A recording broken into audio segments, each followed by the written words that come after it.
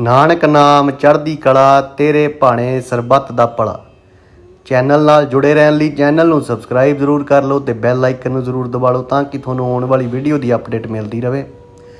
ਭਾਗ ਪਹਿਲਾ ਗੁਰੂ ਰਵਿਦਾਸ ਜੀ ਦੀ ਜੀਵਨੀ। ਭਾਗ ਦੂਸਰੇ ਦੇ ਵਿੱਚ ਅੱਜ ਆਪਾਂ ਦੇਖਾਂਗੇ ਵਿਆਹ ਤੇ ਉਹਨਾਂ ਦਾ ਵੱਖਰਾ ਘਰ। ਸਮੇਂ ਨਾਲ ਗੁਰੂ ਰਵਿਦਾਸ ਜੀ ਜਵਾਨ ਹੋ ਗਏ ਤੇ ਆਪਣੇ ਪਿਤਾ ਜੀ ਨਾਲ ਹੱਥ ਵਟਾਉਣ ਲੱਗੇ ਕੰਮ ਕਾਜ ਦੇ ਵਿੱਚ। ਸੁੱਚਦਾਂ ਦੇ ਬਹੁਤ ਕੰਮ ਕਰਦੇ ਸੀ। ਦੇਖ ਕੇ ਇੱਕ ਵਿਅਕਤੀ ਨੇ ਆਪਣੀ ਬੇਟੀ ਦਾ ਸਾਕ ਰਵਿਦਾਸ ਜੀ ਨੂੰ ਕਰ ਦਿੱਤਾ। ਸਾਲ ਪਿੱਛੋਂ ਵਿਆਹ ਹੋ ਗਿਆ। ਗੁਰੂ ਰਵਿਦਾਸ ਜੀ ਦਾ ਸੁਭਾਅ ਬੜਾ ਨਿਰਾਲਾ ਸੀ। ਉਹ ਹਰੀ ਸਿਮਰਨ ਵਿੱਚ ਰੁੱਝੇ ਰਹਿੰਦੇ, ਨਾ ਕਿਸੇ ਨਾਲ ਬਹੁਤਾ ਬੋਲਦੇ ਤੇ ਨਾ ਹੀ ਮਖੌਲ ਕਰਦੇ। ਬੁੱਢੜੇ ਸੰਨਿਆਸੀਆਂ ਵਾਂਗ ਗੰਭੀਰ ਰਹਿੰਦੇ। ਜਦੋਂ ਕੋਈ ਸਾਧੂ ਜਾਂ ਗਰੀਬ ਆ ਕੇ ਆਖਦਾ ਕਿ ਉਹ ਜੋੜੇ ਜਾਂ ਜੁੱਤੀ ਦਾ ਦਾਮ ਨਹੀਂ ਦੇ ਸਕਦਾ ਤਾਂ ਗੁਰੂ ਰਵਿਦਾਸ ਜੀ ਉਸ ਨੂੰ ਜੋੜਾ ਮੁਫਤ ਦੇ ਦਿੰਦੇ। ਉਹਨਾਂ ਦੇ ਦਾਨੀ ਸੁਭਾਅ ਕੋਲੋਂ ਪਿਤਾ ਰਾਮੂ ਜੀ ਬਹੁਤ ਤੰਗ ਹੋਏ। ਨਾਲ ਹੀ ਜਿਉਂ-ਜਿਉਂ ਗੁਰੂ ਰਵਿਦਾਸ ਜੀ ਜਵਾਨ ਹੁੰਦੇ ਗਏ ਤਿਉਂ-ਤਿਉਂ ਰਾਮ ਨਾਮ ਦੇ ਸਿਮਰਨ ਵੱਲ ਬਹੁਤ ਜ਼ਿਆਦਾ ਵੱਧਦੇ ਗਏ। ਕਈ ਘੰਟੇ ਚੁੱਪ ਕਰਕੇ ਬੈਠੇ ਸਿਮਰਨ ਕਰਦੇ ਰਹਿੰਦੇ। ਪਿਤਾ ਰਾਮੂ ਜੀ ਨੇ ਆਪਣੀ ਘਰਵਾਲੀ ਨਾਲ ਸਲਾਹ ਕਰਕੇ ਇੱਕ ਦਿਨ ਰਵਿਦਾਸ ਜੀ ਨੂੰ ਆਖ ਹੀ ਦਿੱਤਾ, ਬੇਟਾ ਰਵਿਦਾਸ, ਇੰਜ ਜਾਪਦਾ ਹੈ ਕਿ ਤੁਸੀਂ ਆਪਣਾ ਲਾਪਰਵਾਹੀ ਸੁਭਾਅ ਛੱਡਣਾ ਨਹੀਂ। ਜੋ ਕਮਾਈ ਕਰਦੇ ਹਾਂ ਉਹ ਸਾਧੂ ਸੰਤਾਂ ਨੂੰ ਵੰਡ ਦਿੰਦੇ ਹੋ। ਇਸ ਤਰ੍ਹਾਂ ਘਰ ਦੇ ਤੋਰੇ ਨਹੀਂ ਤੁਰਦੇ। ਆਪਣੀ ਵੱਖਰੀ ਝੁੱਗੀ ਪਾ ਕੇ ਅੱਡਰਾ ਕੰਮ ਕਰ ਲਓ। ਜਵਾਨ ਹੋਏ ਧੀ ਪੁੱਤ ਨੂੰ ਮਾਪੇ ਨਹੀਂ ਕਮਾ ਕੇ ਖਵਾਇਆ ਕਰਦੇ। ਅਗਲੇ ਦਿਨ ਰਵਿਦਾਸ ਜੀ ਨੇ ਸ਼ਾਹੀ ਰਾਹ ਉੱਤੇ ਕੱਖਾਂ ਦੀ ਛੰਨ ਪਾ ਲਈ। ਉਹ ਛੰਨ ਉਸ ਦੀ ਦੁਕਾਨ, ਘਰ ਤੇ ਮੰਦਰ ਸੀ। ਬਾਜ਼ਾਰੋਂ ਪੱਕੀ ਖਾਲ ਲਿਆ ਕਿ ਜੁੱਤੀਆਂ ਸਿਉਣੀਆਂ ਸ਼ੁਰੂ ਕਰ ਦਿੱਤੀਆਂ। ਰਵਿਦਾਸ ਜੀ ਦੀ ਪਤਨੀ ਬੜੀ ਸ਼ੀਲਵੰਤ ਸੀ। ਉਹ ਰਵਿਦਾਸ ਜੀ ਦੇ ਬਹੁਤ ਸੇਵਾ ਕਰਦੀ, ਉਹਨਾਂ ਦੀ ਆਗਿਆ ਵਿੱਚ ਰਹਿੰਦੀ। ਦੋਵੇਂ ਜੀ ਰਾਮ ਨਾਮ ਜਪਦੇ ਹੋਏ ਮਿਹਨਤ ਕਰੀ ਜਾਂਦੇ ਜਿਵੇਂ ਹਿੰਦੁਸਤਾਨ ਦੇ ਹੋਰ ਲੋਕ ਮਿਹਨਤ ਕਰਦੇ ਸਨ, ਪਰ ਮਿਹਨਤ ਕਰਨ ਦੇ ਨਾਲ ਦਾਨ ਵੀ ਕਰਦੇ। ਉਹਨਾਂ ਦੇ ਦਾਨੀ ਸੁਭਾਅ ਨੇ ਉਹਨਾਂ ਨੂੰ ਤੰਗ ਕਰਨਾ ਸ਼ੁਰੂ ਕਰ ਦਿੱਤਾ। ਕਈ ਦਿਨ ਚੁੱਲ੍ਹੇ ਅੱਗ ਨਾ ਬਲਦੀ, ਭੁੱਖੇ ਹੀ ਰਾਮ ਭਗਤੀ ਕਰੀ ਜਾਂਦੇ। ਪਰਮਾਤਮਾ ਵੀ ਭਗਤ ਦਾ ਇਮਤਿਹਾਨ ਲੈਂਦਾ ਰਹਿੰਦਾ ਹੈ। ਜਿਸ ਦਿਨ ਪੈਸੇ ਦੀ ਬਹੁਤੀ ਥੁੜ ਹੁੰਦੀ ਉਸ ਦਿਨ ਕਿਸੇ ਨਾ ਕਿਸੇ ਸੰਤ ਨੂੰ ਗੁਰੂ ਰਵਿਦਾਸ ਜੀ ਵੱਲ ਭੇਜ ਦਿੰਦੇ ਕਿ ਜਾ ਉਹਨਾਂ ਕੋਲੋਂ ਜੋੜਾ ਮੰਗ ਲਿਆ। ਜੋ ਜੋੜਾ ਬਾਜ਼ਾਰ ਵੇਚ ਕੇ ਗੁਰੂ ਰਵਿਦਾਸ ਜੀ ਨੇ ਪੇਟ ਪੂਜਾ ਵਾਸਤੇ ਅੰਨ ਗੁੜ ਲਿਆਉਣਾ ਸੀ, ਉਹੀ ਜੋੜਾ ਸਾਧੂ ਨੂੰ ਦਾਨ ਕਰੀ ਜਾਂਦੇ ਸੀ। ਆਪ ਦੋਵੇਂ ਜੀ ਸਬਰ ਵਿੱਚ ਹੀ ਰਾਤ ਕੱਟ ਲੈਂਦੇ। ਗਰੀਬੀ ਨੱਕੋ ਨੱਕ ਚੜ੍ਹ ਗਈ। ਉਧਾਲੇ ਦੇ ਕੱਪੜੇ ਵੀ ਪਾਟ ਗਏ। ਅਭੀਜ ਨਛੱਤਰ ਪੁਰਬ ਤੇ ਰਵਿਦਾਸ ਜੀ ਦਾ ਕਸੀਰਾ। ਗੰਗਾ ਦੇ ਕਿਨਾਰੇ ਕਾਸ਼ੀ ਵਿੱਚ ਅਭੀਜ ਨਛੱਤਰ ਦਾ ਇਸ਼ਨਾਨ ਪੁਰਬ ਆਇਆ। ਲੱਖਾਂ ਨਰ ਨਾਰੀਆਂ ਨੇ ਇਸ ਪੁਰਬ ਉੱਤੇ ਗੰਗਾ ਇਸ਼ਨਾਨ ਕਰਨਾ ਸੀ। ਦੇਸ਼ ਦੇ ਹਰ ਹਿੱਸੇ ਵਿੱਚੋਂ ਸੰਗ ਆ ਰਹੇ ਸਨ। ਗੁਰੂ ਰਵਿਦਾਸ ਜੀ ਤੇ ਉਹਨਾਂ ਦੀ ਧਰਮ ਪਤਨੀ ਵੀ ਇੱਕ ਸੰਗ ਦੇ ਨਾਲ ਇਸ਼ਨਾਨ ਕਰਨ ਵਾਸਤੇ ਤੁਰ ਪਏ। ਪਰ ਗੰਗਾ ਦੀ ਭੇਟ ਕਰਨ ਲਈ ਇੱਕ ਕਸੀਰੇ ਤੋਂ ਬਿਨਾਂ ਕੁਝ ਹੋਰ ਨਹੀਂ ਸੀ। ਦੋਵੇਂ ਜੀ ਸੁੱਚੇ ਮੂੰਹ ਸਨ। ਸੰਗ ਗੰਗਾ ਕਿਨਾਰੇ ਪੁੱਜਾ। ਲੱਖਾਂ ਨਰ ਨਾਰੀਆਂ ਇਸ਼ਨਾਨ ਕਰ ਰਹੇ ਸਨ। ਉਹ ਸੰਗ ਵੀ ਲੋਕਾਂ ਵਿੱਚ ਜਾ ਰਲਿਆ। ਇੱਕ ਘਾਟ ਉੱਤੇ ਰਵਿਦਾਸ ਜੀ ਤੇ ਉਹਨਾਂ ਦੀ ਇਸਤਰੀ ਇਸ਼ਨਾਨ ਕਰਨ ਲੱਗੇ। ਇਸ਼ਨਾਨ ਕਰਨ ਵੇਲੇ ਕੁਝ ਗੰਗਾ ਮਈਆ ਨੂੰ ਚੜਾਉਣਾ ਜ਼ਰੂਰ ਪੈਂਦਾ ਸੀ। ਬਾਕੀ ਦੇ ਇਸ਼ਨਾਨ ਕਰਨ ਵਾਲੇ ਮਖਾਣੇ, ਪਤਾਸੇ, ਛੁਹਾਰੇ, ਪੈਸੇ ਤੇ ਅਮੀਰ ਮੋਹਰਾਂ ਚੜ੍ਹਾ ਰਹੇ ਸਨ। ਗੰਗਾ ਵਿੱਚ ਸੁੱਟੀ ਲੋਕਾਂ ਦੀ ਭੇਟਾਂ ਗੰਗਾ ਜਲ ਉੱਤੇ ਤੁਰਦੀ ਫਿਰਦੀ ਸੀ। ਕੁਝ ਰੁੜ ਕੇ ਦੂਰ ਜਾ ਰਹੀ ਸੀ। ਭੇਟਾਂ ਦੇ ਰੁੜਨ ਤੁਰਨ ਤੇ ਡੁੱਬਣ ਵਿੱਚ ਹੀ ਖੁਸ਼ੀ ਸਮਝਦੇ ਸਨ। ਉਹਨਾਂ ਭੁੱਲਿਆਂ ਨੂੰ ਪਤਾ ਨਹੀਂ ਸੀ ਕਿ ਗੰਗਾ ਮਈਆ ਹੱਥ ਕਰਕੇ ਵੀ ਕਿਸੇ ਦੀ ਭੇਟਾ ਕਬੂਲ ਕਰਦੀ ਹੈ। ਕਈ ਲੱਖਾਂ ਪਤੀ ਹਜ਼ਾਰਾਂ ਰੁਪਏ ਦੀ ਭੇਟਾਂ ਚੜ੍ਹਾ ਰਹੇ ਸਨ। ਪਰ ਰਵਿਦਾਸ ਜੀ ਭੇਟਾਂ ਚੜਾਉਣ ਵਾਲੇ ਨਿਰਾਲਾ ਹੀ ਕੋਤਕ ਹੋਇਆ ਜਦੋਂ ਰਵਿਦਾਸ ਜੀ ਨੇ ਭੇਟਾਂ ਚੜਾਈਆਂ, ਜਿਸ ਨੂੰ ਵੇਖ ਕੇ ਜਗਿਆਸੂ ਬਹੁਤ ਹੈਰਾਨ ਹੋਏ। ਉਹ ਕੋਤਕ ਇਹ ਸੀ ਕਿ ਜਦੋਂ ਰਵਿਦਾਸ ਜੀ ਦਮੜੀ ਗੰਗਾ ਦੀ ਭੇਟ ਕਰਨ ਲੱਗੇ ਤਾਂ ਗੰਗਾ ਵਿੱਚੋਂ ਇੱਕ ਮਨੁੱਖ ਦੇ ਹੱਥ ਵਰਗਾ ਇੱਕ ਹੱਥ ਨਿਕਲਿਆ। ਉਹਨਾਂ ਦੇ ਕਸੀਰੇ ਨੂੰ ਬੜੇ ਸਤਿਕਾਰ ਨਾਲ ਬੋਚ ਲਿਆ। ਇਲਾਹੀ ਆਵਾਜ਼ ਆਈ, ਰਵਿਦਾਸ ਜੀ ਤੁਹਾਡੀ ਭੇਟ ਪ੍ਰਵਾਨ ਹੈ। ਉਸ ਗੈਬੀ ਹੱਥ ਤੇ ਗੈਬੀ ਆਵਾਜ਼ ਨੂੰ ਦੇਖ ਸੁਣ ਕੇ ਯਾਤਰੀ ਪਰੇਸ਼ਾਨ ਹੋ ਗਏ। ਧਨਾੜ ਮੂੰਹੋਂ ਦੇਖਦੇ ਹੀ ਰਹਿ ਗਏ। ਉਹਨਾਂ ਦੀ ਹਜ਼ਾਰਾਂ ਮਣਾਂ ਸਮੱਗਰੀ ਨੂੰ ਕਿਸੇ ਨੇ ਸਤਿਕਾਰ ਨਾਲ ਨਹੀਂ ਸੀ ਕਬੂਲਿਆ, ਪਰ ਰਵਿਦਾਸ ਜੀ ਦੀ ਦਮੜੀ ਨੂੰ ਲੈਣ ਵਾਸਤੇ ਜਲ ਰੂਪ ਗੰਗਾ ਦੇ ਮਨੁੱਖ ਜਾਮਾ ਪਹਿਨਿਆ। ਇਹ ਕੋਤਕ ਦੇਖ ਕੇ ਹਰ ਪਾਸੇ ਰਵਿਦਾਸ ਜੀ ਦੀ ਭਗਤੀ ਦੀ ਉਪਮਾ ਹੋਣ ਲੱਗੀ। ਇਸ ਸਾਖੀ ਨੂੰ ਭਾਈ ਗੁਰਦਾਸ ਜੀ ਨੇ ਇਉਂ ਬਿਆਨ ਕੀਤਾ ਹੈ: ਭਗਤ ਭਗਤ ਜਗ ਵਜਿਆ, ਚੌ ਚਕਾਂ ਦੇ ਵਿੱਚ ਚਮਿਰੇਟਾ। ਭਾਣਾ ਗੰਢੇ ਰਾਹ ਵਿੱਚ ਕੂਲਾ, ਧਰਮ ਢੋਈ ਢੋਰ ਸਮੇਟਾ। ਜਿਉ ਕਰ ਮੈਲੇ ਚਿਥੜੇ ਹੀਰਾ, ਨਾਲ ਅਮੋਲ ਪਲੇਟਾ। ਚਹੂ ਵਰਨਾ ਉਪਦੇਸ਼ ਦਾ ਗਿਆਨ, ਧਿਆਨ ਕਰੀ ਭਗਤ ਸਹੇਟਾ। ਨਹਾਵਣ ਆਇਆ ਸੰਗ ਮਿਲੀ, ਬਨਾਰਸ ਕਰ ਗੰਗਾ ਥੇਟਾ। ਕੱਢ ਕਸੀਰਾ ਸੌਂਪਿਓ, ਰਵਿਦਾਸੇ ਗੰਗਾ ਦੀ ਭੇਟਾ। ਲਗਾ ਪੁਰਬ ਅਭੀਚ ਦਾ ਡਿੱਠਾ, ਚਲਿਤ ਅਚਰਜ ਅਮੇਟਾ। ਲਿਆ ਕਸੀਰਾ ਹੱਥ ਕੱਢ ਸੂਤ, ਇੱਕ ਜਿਉ ਤਾਣਾ ਪੇਟਾ। ਭਗਤ ਜਣਾ ਹਰੀ ਮਾਂ ਪਿਓ ਬੇਟਾ। ਭਾਵ ਚਾਰੇ ਪਾਸੇ ਭਗਤ ਭਗਤ ਗੁਰੂ ਰਵਿਦਾਸ ਜੀ ਕੇ ਪ੍ਰਗਟ ਹੋਇਆ। ਉਹ ਜੁੱਤੀਆਂ ਸਿਉਂਦੇ ਤੇ ਖਾਨਦਾਨੀ ਡੰਗਰਾਂ ਦੀਆਂ ਖੱਲਾਂ ਲਾਉਣ ਵਾਲੇ ਨਾਲ ਵੀ ਮੇਲ ਮਿਲਾਪ ਰੱਖਦੇ।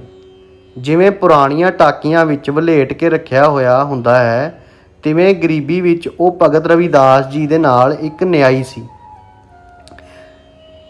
ਚਮਿਆਰਾਂ ਦੇ ਘਰ ਜਨਮ ਲੈ ਕੇ ਉਹ ਚਾਰੇ ਵਰਨਾਂ ਬ੍ਰਹਮਾ, ਛਤਰੀ, ਵੈਸ਼ ਤੇ ਸ਼ੂਦਰ ਨੂੰ ਉਪਦੇਸ਼ ਕਰਦੇ ਸੀ। ਇੱਕ ਦਿਨ ਸੰਗ ਦੇ ਨਾਲ ਗੰਗਾ ਇਸ਼ਨਾਨ ਕਰਨ ਵਾਸਤੇ ਆਏ। ਉਹਨਾਂ ਨੇ ਦਮੜੀ ਪੱਲਿਓਂ ਖੋਲ੍ਹ ਕੇ ਗੰਗਾ ਜੀ ਦੇ ਭੇਟ ਕੀਤੀ ਤਾਂ ਗੰਗਾ ਜੀ ਦੇ ਹੱਥ ਇੱਕ ਬਾਰ ਆ ਕੇ ਨਿਰਾਲਾ ਕੋਤਕ ਹੋਇਆ।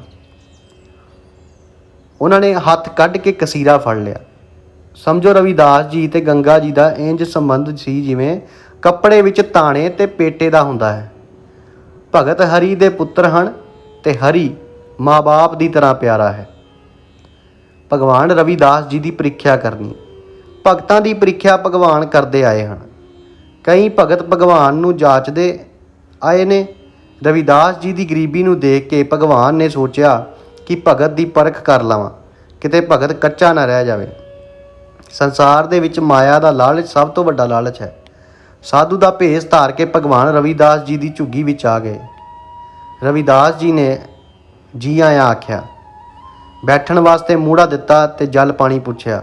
ਕੋਈ ਤ੍ਰਿਸ਼ਨਾ ਨਹੀਂ ਰਾਮ ਭਗਤ। ਭਗਵਾਨ ਸਾਧੂ ਜੀ ਨੇ ਉੱਤਰ ਦਿੱਤਾ, ਤੇਰੀ ਭਗਤੀ ਦੀ ਮਹਿਮਾ ਸੁਣ ਕੇ ਦਰਸ਼ਨ ਨੂੰ ਆ ਗਏ ਹਾਂ। ਇਹ ਦੇਖ ਕੇ ਬਹੁਤ ਦੁੱਖ ਹੋਇਆ ਕਿ ਰਾਮ ਭਗਤ ਦੁਖੀ ਹੋਵੇ। ਰਵਿਦਾਸ ਜੀ ਕਹਿੰਦੇ, ਪਰ ਮਹਾਰਾਜ ਮੈਂ ਤਾਂ ਕਿਸੇ ਗੱਲੋਂ ਦੁਖੀ ਨਹੀਂ। ਮੇਰੇ ਚੌਗਿਰਦੇ ਸੁੱਖ ਹਨ, ਕਿਉਂਕਿ ਰਾਮ ਸਿਮਰਨ ਵਾਸਤੇ ਬਹੁਤਾ ਸਮਾਂ ਮਿਲ ਜਾਂਦਾ ਹੈ। ਰਾਮ ਸਿਮਰਨ ਵਿੱਚ ਸੁੱਖ ਹੈ, ਨਾ ਪਿਆਸ ਲੱਗਦੀ ਹੈ ਨਾ ਭੁੱਖ। ਪ੍ਰਭੂ ਦਾ ਦਿੱਤਾ ਸਭ ਕੁਝ ਹੈ। ਸਾਧੂ ਭਗਵਾਨ ਜੀ, ਰਾਮ ਜਨ ਗਰੀਬੀ ਤੇਰੇ ਗਲ ਚੜੀ ਹੈ। ਗਰੀਬੀ ਦਾ ਦੁੱਖ ਹੈ। ਕਈ ਦਿਨ ਤੇਰਾ ਚੁੱਲ੍ਹਾ ਠੰਡਾ ਰਹਿੰਦਾ ਹੈ। ਆਏ ਸਾਧੂ ਦਾ ਪੂਰਾ ਸਤਿਕਾਰ ਨਹੀਂ ਕਰ ਸਕਦਾ। ਜੇ ਮਾਇਆ ਬਹੁਤੀ ਹੋਵੇ ਤਾਂ ਦਾਨ ਬਹੁਤਾ ਹੋ ਸਕਦਾ ਹੈ। ਗੁਰੂ ਰਵਿਦਾਸ ਜੀ ਕਹਿਣ ਲੱਗੇ, ਨਹੀਂ ਮਹਾਰਾਜ, ਜੇ ਮਾਇਆ ਬਹੁਤੀ ਹੋਵੇ ਤਾਂ ਪਾਪ ਬਹੁਤਾ ਹੋ ਸਕਦਾ ਹੈ, ਦਾਨ ਨਹੀਂ। ਹੰਕਾਰ ਬਹੁਤ ਹੋ ਸਕਦਾ ਹੈ। 10 ਨੋਹਾਂ ਦੀ ਕਮਾਈ ਵਿੱਚ ਬਰਕਤਾਂ ਹਨ।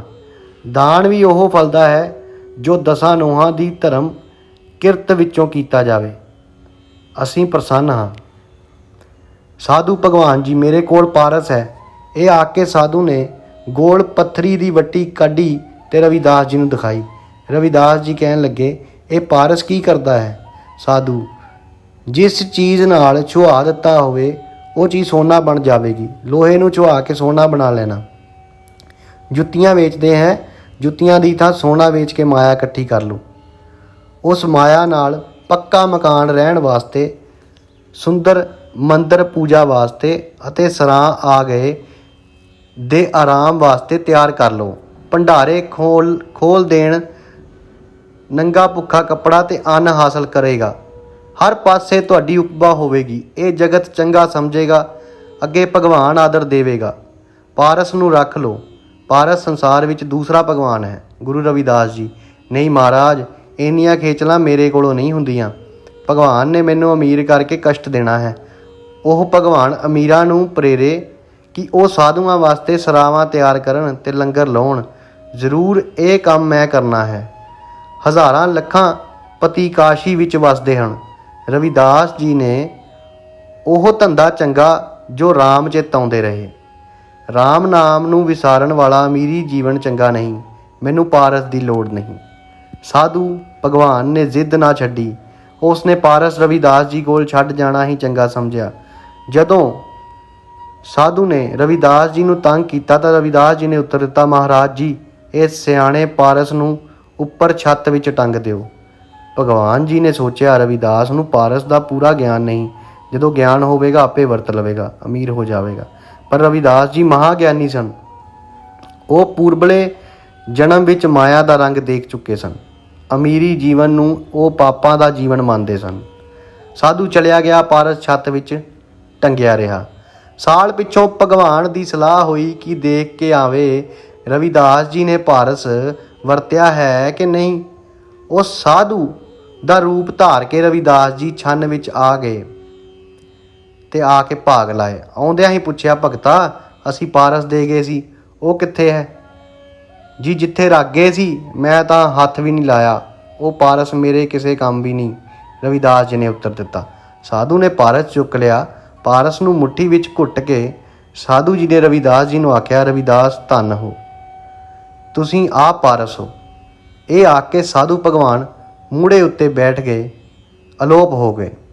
ਰਵਿਦਾਸ ਜੀ ਤੇ ਉਹਨਾਂ ਦੀ ਇਸਤਰੀ ਦੋਵੇਂ ਅੱਖਾਂ ਮਲਦੇ ਹੀ ਰਹਿ ਗਏ। ਦੋਹਾਂ ਨੂੰ ਪਛਤਾਵਾ ਲੱਗ ਗਿਆ ਕਿ ਘਰ ਭਗਵਾਨ ਆਏ, ਅਸਾਂ ਸੇਵਾ ਵੀ ਨਾ ਕੀਤੀ। ਭੋਲੇ ਭਗਤਾਂ ਨੂੰ ਪਤਾ ਨਹੀਂ ਸੀ ਕਿ ਭਗਵਾਨ ਉਹਨਾਂ ਦੇ ਜੀਵਨ ਨੂੰ ਪਲਟਾ ਗਿਆ ਹੈ। ਉਹ ਪਾਰਸ ਬਣਾ ਗਿਆ ਹੈ। ਜੋ ਰਵਿਦਾਸ ਦੀ ਸੰਗਤ ਕਰੇਗਾ, ਜੋ ਗੁਰੂ ਰਵਿਦਾਸ ਜੀ ਦੀ ਸੰਗਤ ਕਰੇਗਾ, ਸੋਈ ਪੁਰਸ਼ ਪਾਰਸ ਹੋ ਜਾਵੇਗਾ, ਭਾਵ ਮੁਕਤ ਹੋ ਜਾਵੇਗਾ। ਰਿੱਧੀਆਂ ਸਿੱਧੀਆਂ ਭਗਤ ਦੇ ਚਰਨਾਂ ਵਿੱਚ ਆ ਗਈਆਂ। ਹੁਣ ਕੱਖਾਂ ਦੀ ਛੰਨ ਤੋਂ ਪੱਕੇ ਮੰਦਰ ਬਣ ਜਾਣੇ। ਭਗਵਾਨ ਨੇ ਪੱਕਾ ਫੈਸਲਾ ਕਰ ਲਿਆ ਕਿ ਉਹ ਆਪਣੇ ਭਗਤ ਰਵਿਦਾਸ ਜੀ ਕੋਲੋਂ ਚਮੜੇ ਦਾ ਕੰਮ ਛੁਡਾ ਕੇ ਹੀ ਦਮ ਲੈਣਗੇ। ਅਚਰਜ ਖੇਲ ਸੀ। ਭਗਤ ਮਾਇਆ ਨੂੰ ਹੱਥ ਨਹੀਂ ਸੀ ਲਾਉਂਦੇ, ਪਰ ਭਗਵਾਨ ਮਾਇਆ ਬਖਸ਼ਦਾ ਸੀ। ਰਵਿਦਾਸ ਜੀ ਨੇ ਛੋਟੀ ਜਿਹੀ ਲੱਕੜ ਦੀ ਚੌਂਕੀ ਉੱਤੇ ਦੇਵਤਾ ਦੀ ਪੱਥਰ ਦੀ ਮੂਰਤੀ ਰੱਖੀ ਹੋਈ ਸੀ। ਉਸ ਮੂਰਤੀ ਨੂੰ ਗਹਿਣੇ ਕੱਪੜੇ ਪਾਏ ਹੋਏ ਸਨ, ਹੇਠਾਂ ਆਸਣ ਵਿਛਾਇਆ ਹੋਇਆ ਸੀ। ਰੋਜ਼ਾਨਾ ਜੰਗਲ ਦੇ ਬਾਗ ਚੋਂ ਫਲ ਤੇ ਫੁੱਲ ਲਿਆ ਕੇ ਚੜਾਏ ਜਾਂਦੇ ਸਨ। ਦੋਵੇਂ ਵੇਲੇ ਪੂਜਾ ਹੁੰਦੀ ਸੀ। ਰਵਿਦਾਸ ਜੀ ਦਾ ਨਿੱਤ ਕਰਮ ਇਹ ਸੀ ਕਿ ਚੌਖੀ ਰਾਤ ਰਹਿੰਦੀ ਉੱਠ ਕੇ ਛੰਨ ਨੂੰ ਸਾਫ਼ ਕਰਦੇ, ਝਾੜੂ ਤੇ ਪੋਚਾ ਫੇਰ ਕੇ ਦੋਵੇਂ ਇਸ਼ਨਾਨ ਕਰਦੇ। ਇਸ਼ਨਾਨ ਕਰਨ ਪਿੱਛੋਂ ਦੇਵਤੇ ਦੀ ਮੂਰਤੀ ਦਾ ਇਸ਼ਨਾਨ ਕਰਾਇਆ ਜਾਂਦਾ ਤੇ ਆਸਣ ਸਾਫ਼ ਕੀਤਾ ਜਾਂਦਾ। ਫਿਰ ਪੂਜਾ ਸ਼ੁਰੂ ਹੁੰਦੀ। ਮੂਰਤੀ ਅੱਗੇ ਬੈਠੇ ਸੂਰਜ ਚੜ੍ਹਾ ਦਿੰਦੇ। ਸਾਰਾ ਦਿਨ ਹੱਥ ਕਾਰ ਵੱਲ ਤੇ ਮਨ ਭਗਵਾਨ ਨਾਲ ਜੁੜਿਆ ਰਹਿੰਦਾ। ਪਾਰਸ ਵਾਪਸ ਲੈ ਕੇ ਭਗਵਾਨ ਦੇ ਅਲੋਪ ਹੋਣ ਦੇ ਤੀਸਰੇ ਦਿਨ ਪਿੱਛੋਂ ਰਵਿਦਾਸ ਜੀ ਨੇ ਦੇਵਤੇ ਦੇ ਆਸਣ ਨੂੰ ਝਾੜਿਆ ਤੇ ਹੇਠੋਂ 5 ਸੋਨੇ ਦੀਆਂ ਮੋਹਰਾਂ ਨਿਕਲੀਆਂ। ਉਹ ਮੋਹਰਾਂ ਸੋਨੇ ਦੀਆਂ ਸਨ।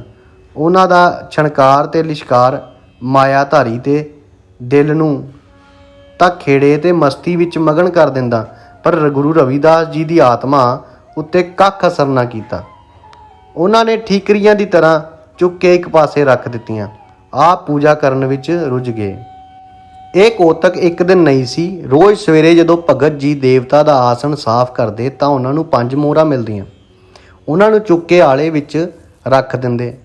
ਮੋਹਰਾਂ ਚੌਖੀਆਂ ਇਕੱਠੀਆਂ ਹੋ ਗਈਆਂ। ਭਗਤ ਜੀ ਨੇ ਵਰਤਿਆ ਨਹੀਂ, ਸੋਨੇ ਨੂੰ ਮਿੱਟੀ ਬਰਾਬਰ ਜਾਣਿਆ। ਭਗਵਾਨ ਨੇ ਜਦੋਂ ਦੇਖਿਆ ਰਵਿਦਾਸ ਜੀ ਮੋਹਰਾਂ ਨੂੰ ਦੇਖ ਕੇ ਡੋਲੇ ਹੀ ਨਹੀਂ, ਤਾਂ ਰਾਤ ਨੂੰ ਸੁਪਨੇ ਵਿੱਚ ਭਾਖੀਆ ਦਿੱਤੀ, ਹੇ ਰਵਿਦਾਸ, ਇਹਨਾਂ ਸੋਨੇ ਦੀਆਂ ਮੋਹਰਾਂ ਨੂੰ ਆਲੇ ਵਿੱਚ ਨਾ ਰੱਖੋ, ਇਹ ਤੁਹਾਡੇ ਵਰਤਣ ਵਾਸਤੇ ਹਨ। ਤੁਹਾਡੇ ਦੇਵਤਾ ਜਿਸ ਦੀ ਤੁਸੀਂ ਪੂਜਾ ਕਰਦੇ ਹੋ ਖੁਸ਼ ਰਹਿ ਸਕਦੇ ਹਨ, ਤਾਂ ਹੀ ਉਹ ਖੁਸ਼ ਰਹਿ ਸਕਦੇ ਹਨ। ਜੇ ਇਹਨਾਂ ਸੋਨੇ ਦੀਆਂ ਮੋਹਰਾਂ ਨਾਲ ਤੁਸੀਂ ਦੇਵਤੇ ਵਾਸਤੇ ਮੰਦਰ ਬਣਵਾਏ, ਮੂਰਤੀ ਵੱਡੀ ਤੇ ਸੁੰਦਰ ਰੱਖੇ, ਆਏ ਗਏ ਜਗਿਆਸੂਆਂ ਤੇ ਸ਼ਰਧਾਲੂਆਂ ਵਾਸਤੇ ਸਰਾਂ ਤਿਆਰ ਕਰੇ, ਜਿੰਨਾ ਚਿਰ ਸਾਰੀਆਂ ਲੋੜਾਂ ਪੂਰੀਆਂ ਨਹੀਂ ਹੋ ਜਾਂਦੀਆਂ ਉਹਨਾਂ ਚਿਰ ਮੋਹਰਾਂ ਮਿਲਦੀਆਂ ਰਹਿਣਗੀਆਂ। ਕੋਈ ਨਾ ਕੋਈ ਸ਼ਾਹੂਕਾਰ ਵੀ ਤੁਹਾਡੀ ਸਹਾਇਤਾ ਕਰੇਗਾ, ਤਾਂ ਕਿ ਇਹ ਚਰਚਾ ਨਾ ਹੋਵੇ ਕਿ ਰਵਿਦਾਸ ਨੇ ਐਸੀ ਮਾਇਆ ਕਿੱਥੋਂ ਹਾਸਲ ਕੀਤੀ ਹੈ। ਡਰੋ ਨਾ, ਹੁਕਮ ਮੰਨਣ ਵਿੱਚ ਹੀ ਭਲਾ ਹੈ। ਰਾਮ ਜਨ ਉਸ ਦੇਵਤਾ ਦੀ ਸੇਵਾ ਕਰੋ। ਇਹ ਸੁਪਨਾ ਦੇਖ ਕੇ ਰਵਿਦਾਸ ਜੀ ਤਰਬਕ ਕੇ ਉੱਠ ਗਏ। ਉਸ ਦੀ ਨੀਂਦ ਖੁੱਲ੍ਹ ਗਈ। ਰਾਮ ਰਾਮ ਜੀਵਾ ਰਟਣ ਲੱਗੇ ਬਈ। ਆਪਣੀ ਜੀਵਨ ਸਾਥਣ ਨੂੰ ਹਲੂਣ ਕੇ ਜਗਾ ਲਿਆ। ਸੁਪਨੇ ਵਿੱਚ ਸੁਣੇ ਸਾਰੇ ਵਾਕ ਉਹਨਾਂ ਨੇ ਉਹਨਾਂ ਨੂੰ ਦੱਸੇ। ਉਹ ਗੁਣਵਤੀ ਸਿਆਣੀ ਸੀ, ਭਗਵਾਨ ਦੇ ਭੈ ਵਾਲੀ ਸੀ। ਉਹਨਾਂ ਨੇ ਹੱਥ ਜੋੜ ਕੇ ਸਲਾਹ ਦਿੱਤੀ, ਸਵਾਮੀ ਜੀ, ਜਿਵੇਂ ਭਗਵਾਨ ਦੀ ਇੱਛਾ ਹੈ ਤਿਵੇਂ ਸਾਨੂੰ ਕਰਨਾ ਚਾਹੀਦਾ ਹੈ। ਗੁਰੂ ਰਾਮਾਨੰਦ ਜੀ ਨੂੰ ਪੁੱਛ ਲੈਣਾ ਚਾਹੀਦਾ ਹੈ। ਭਗਵਾਨ ਜੀ ਦੀ ਕਿਰਪਾ ਹੈ ਸਵਾਮੀ ਜੀ, ਭਗਵਾਨ ਤਰੁੱਠੇ ਹਨ, ਭਗਵਾਨ ਨੂੰ ਨਾਰਾਜ਼ ਨਹੀਂ ਕਰਨਾ ਚਾਹੀਦਾ। ਅੱਛਾ, ਜਿਵੇਂ ਮੇਰੇ ਪ੍ਰਭੂ ਦੀ ਰਜ਼ਾ ਹੈ ਤਿਵੇਂ ਹੀ ਕਰਾਂਗਾ, ਗੁਰੂ ਰਵਿਦਾਸ ਜੀ ਨੇ ਉੱਤਰ ਦਿੱਤਾ। ਸਵੇਰ ਹੋਈ, ਇੱਕ ਸੇਠ ਜੀ ਆ ਹਾਜ਼ਰ ਹੋਏ। ਉਹਨਾਂ ਮੋਹਰਾਂ ਦੀਆਂ ਥੈਲੀਆਂ ਰਵਿਦਾਸ ਜੀ ਦੇ ਅੱਗੇ ਰੱਖ ਕੇ ਮੱਥਾ ਟੇਕਿਆ। ਮੱਥਾ ਟੇਕਣ ਪਿੱਛੋਂ ਦੋਵੇਂ ਹੱਥ ਜੋੜ ਕੇ ਬੇਨਤੀ ਕੀਤੀ, ਹੇ ਪ੍ਰਭੂ, ਆਪ ਜੀ ਦੀ ਕਿਰਪਾ ਨਾਲ ਮੇਰੇ ਗ੍ਰਹਿ ਵਿਖੇ ਬਾਲਕ ਹੋਇਆ ਹੈ। ਮੈਂ ਪੁੱਤਰ ਮੁਖ ਦੇਖਣ ਨੂੰ ਮਛਲੀ ਦੀ ਤਰ੍ਹਾਂ ਤੜਪ ਰਿਹਾ ਸੀ। ਆਪ ਦੀ ਸੋਭਾ ਸੁਣੀ ਸੀ। ਇੱਕ ਦਿਨ ਆਪ ਦੀ ਛੰਨ ਦੇ ਅੱਗੋਂ ਦੀ ਲੰਘਦਿਆਂ ਹੋਇਆ ਮਨ ਹੀ ਮਨ ਵਿੱਚ ਮੰਨਤਾਂ ਕੀਤੀਆਂ ਸੀ ਕਿ ਜੇ ਮੇਰੇ ਘਰ ਪੁੱਤਰ ਹੋਵੇ ਤਾਂ ਇਸ ਭਗਤ ਵਾਸਤੇ ਮੰਦਰ ਬਣਵਾ ਦਿਆਂ। 10 ਮਹੀਨੇ ਪਿੱਛੋਂ ਮੇਰੀ ਇੱਛਾ ਪੂਰੀ ਹੋਈ ਹੈ। ਗੁਲਾਬ ਦੇ ਫੁੱਲ ਵਰਗਾ ਬਾਲਕ ਮੇਰੇ ਘਰ ਆਇਆ ਹੈ। ਮੈਂ ਇਹ ਧਨ ਬਣ ਕੇ ਹਾਜ਼ਰ ਹੋਇਆ ਹਾਂ। ਮੇਰੀ ਮੰਨਤਾ ਪੂਰੀ ਕਰਨ ਵਾਸਤੇ ਸੇਵਾ ਬਖਸ਼ੋ, ਆਗਿਆ ਕਰੋ। ਰਾਤ ਦਾ ਸੁਪਨਾ ਤੇ ਸੇਠ ਜੀ ਦੀ ਬੇਨਤੀ ਸੁਣ ਕੇ ਅਤੇ ਮੋਹਰਾਂ ਦੀਆਂ ਥੈਲੀਆਂ ਦੇਖ ਕੇ ਗੁਰੂ ਰਵਿਦਾਸ ਜੀ ਜ਼ੁਬਾਨੋਂ ਕੁਛ ਨਾ ਬੋਲ ਸਕੇ। ਆਪਣੇ ਰਾਮ ਨੂੰ ਚੇਤੇ ਕਰਨ ਲੱਗ ਪਏ। ਉਹਨਾਂ ਦੇ ਗੁਣ ਗਾਉਣ ਲੱਗ ਪਏ। ਭਗਵਾਨ ਦੀ ਉਪਮਾ ਕਰਦਿਆਂ ਹੋਇਆ ਰਵਿਦਾਸ ਜੀ ਨੇ ਸੇਠ ਨੂੰ ਹਾਂ ਕਰ ਦਿੱਤੀ ਕਿ ਉਹ ਮਨ ਆਇਆ ਕਰ ਲਵੇ, ਕਿ ਉਹਦੇ ਜੋ ਮਨ ਆਇਆ ਉਹ ਕਰ ਲਵੇ। ਸੇਠ ਖੁਸ਼ ਹੋ ਗਿਆ। ਰਵਿਦਾਸ ਜੀ ਦੀ ਛੰਨ ਕੋਲ ਖੁੱਲ੍ਹੀ ਥਾਂ ਪਈ ਸੀ। ਉਸ ਨੂੰ ਖਰੀਦ ਕੇ ਮੰਦਰ ਬਣਨੇ ਸ਼ੁਰੂ ਹੋ ਗਏ। ਇੱਕ ਦੇਵਤੇ ਦਾ ਮੰਦਰ ਤਿਆਰ ਹੋਇਆ ਤੇ ਇੱਕ ਰਵਿਦਾਸ ਜੀ ਤੇ ਆਏ ਗਏ ਸਾਧੂਆਂ ਦੀ ਰਿਹਾਇਸ਼ ਵਾਸਤੇ ਸ਼ਾਨਦਾਰ ਮਕਾਨ ਤਿਆਰ ਹੋਇਆ। ਸੰਗੇ ਮਰਮਰ ਦੀਆਂ ਦੇਵ ਮੂਰਤੀਆਂ ਤਿਆਰ ਕਰਵਾਈਆਂ ਗਈਆਂ। ਵਧੀਆ ਭੂਸ਼ਣ ਪਹਿਨਾਏ ਗਏ। ਜੋ ਦੇਵ ਮੂਰਤੀ ਦੇ ਦਰਸ਼ਨ ਕਰਦਾ ਉਹੀ ਵਾਹ ਵਾਹ ਆਖਦਾ। ਰਵਿਦਾਸ ਜੀ ਦੀ ਇਸਤਰੀ ਖੁਸ਼ ਤੇ ਹੈਰਾਨੀ ਵਿੱਚ ਮਗਨ ਸੀ। ਉਹ ਵੀ ਰਾਮ ਸਿਮਰਨ ਕਰਨ ਲੱਗ ਪਏ। ਉਹਨਾਂ ਦਾ ਜੀਵਨ ਵੀ ਪਲਟ ਗਿਆ। ਰਵਿਦਾਸ ਜੀ ਦੇ ਮਾਂ-ਬਾਪ ਖੁਸ਼ ਸਨ ਕਿ ਉੱਚੀ ਕੁੱਲ ਦੇ ਬ੍ਰਾਹਮਣਾਂ ਵਾਂਗ ਉਹਨਾਂ ਦੇ ਬੇਟੇ ਦਾ ਸਤਿਕਾਰ ਹੋ ਰਿਹਾ ਹੈ। ਸਾਰੀ ਕਾਸ਼ੀ ਵਿੱਚ ਭਗਤ ਰਵਿਦਾਸ ਜੀ ਦੀ ਚਰਚਾ ਸ਼ੁਰੂ ਹੋ ਗਈ। ਪਰ ਭੋਲੇ ਪੁਰਸ਼ ਇਹ ਨਹੀਂ ਸਨ ਸੋਚਦੇ ਕਿ ਇਹ ਰਵਿਦਾਸ ਜੀ ਦੀ ਚਰਚਾ ਨਹੀਂ ਸੀ, ਇਹ ਤਾਂ ਹਰੀ ਨਾਮ ਦੀ ਚਰਚਾ ਸੀ। ਰਵਿਦਾਸ ਜੀ ਵਰਗੇ ਹੋਰ ਵੀ ਤਾਂ ਜੀਵ ਰਹਿੰਦੇ ਸਨ, ਉਹਨਾਂ ਦੀ ਸ਼ੋਭਾ ਤਾਂ ਕੋਈ ਨਹੀਂ ਸੀ ਕਰਦਾ। ਸਭ ਪਰਮਾਤਮਾ ਦੇ ਨਾਮ ਦੀ ਮਹਿਮਾ ਹੈ। ਜੋ ਤਨੋ ਮਨੋ ਪਰਮਾਤਮਾ ਦਾ ਹੋ ਜਾਂਦਾ ਹੈ, ਪਰਮਾਤਮਾ ਉਸ ਦਾ ਹੋ ਜਾਂਦਾ ਹੈ। ਜਦੋਂ ਕਿਸੇ ਦਾ ਪਰਮਾਤਮਾ ਹੋ ਜਾਵੇ ਫਿਰ ਉਸ ਦੀ ਉਪਮਾ ਹੋਣੀ ਜ਼ਰੂਰੀ ਹੈ। ਨਾਨਕ ਨਾਮ ਚੜ੍ਹਦੀ ਕਲਾ, ਤੇਰੇ ਭਾਣੇ ਸਰਬੱਤ ਦਾ ਭਲਾ।